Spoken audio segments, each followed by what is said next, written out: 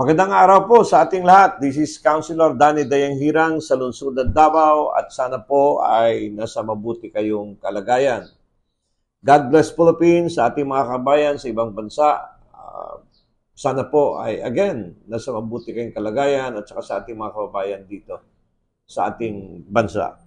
Pag-uusapan po natin, very brief, itong program ni Mayor Basti. Napakaganda. Butikan ng Bayan sa Davao City. Gumawa po ng announcement ang butihing mayor, Davaoeños aduna tay 11 ka mga butika ng bayan. Dinhi sa dakbayan nga anda maghatag og libreng tambal. Lakip na ang mga maintenance medicines alang sa mga Davaoeño. Aniyang mga lokasyon sa atong mga butika ng bayan nang pwede ninyong bisitahon. Ayaw kalimot ug dala sa inyong resita para sa dugang impormasyon bahin sa butika ng bayan mamahimong mutawag sa Davao City Health Office. Napakagandang program po ni Mayor Basti Duterte. 11 areas na kung saan ay meron tayong butika ng bayan.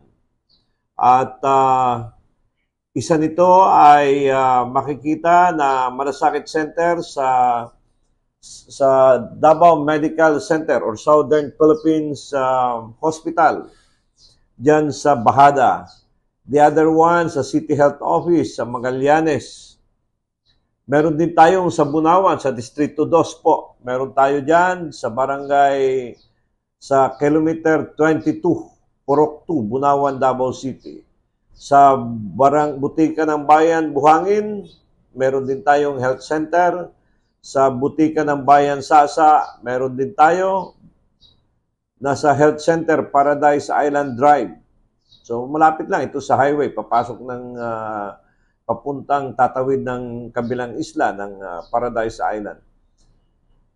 District 2, Tomas Claudio Health Center, dyan sa Camus, at kilala itong area nito. Sa Turil, doon sa South, you have health center sa Turil proper.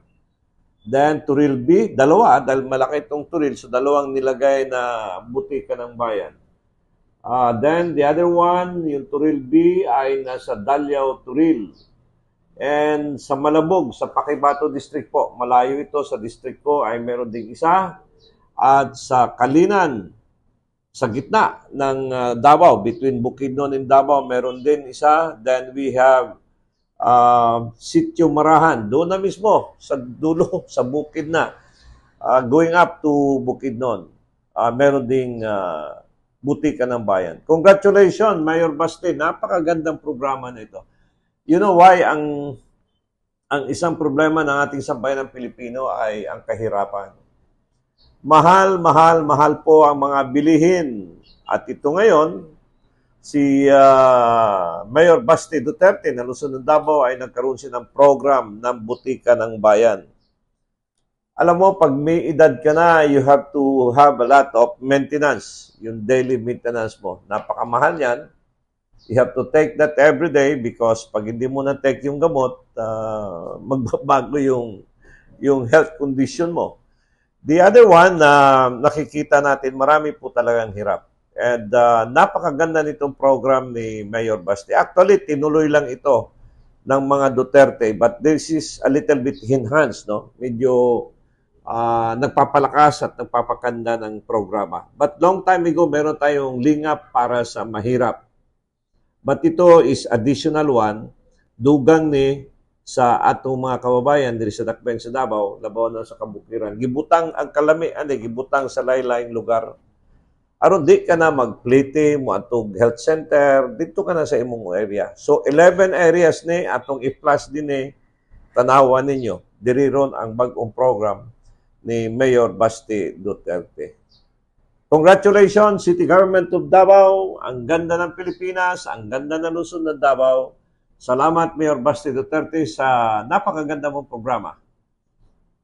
Butika ng Barangay. This is Danny Dayanghirang. Ang ganda ng Pilipinas. Till next time, mahalin po natin ito. Bye-bye, Philippines.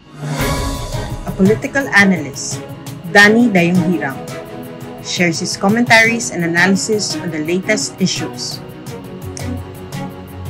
As a veteran public servant, offering his insights and critical thinking. As an educator, he speaks the truth that matters. Our seasoned legislator, Danny Dayang-Hirang, is live every Monday, Wednesday, and Fridays at 6:30 to 7:30 p.m. via Facebook. Follow us on our social media platforms for more details. Mahalin natin ang Pilipinas.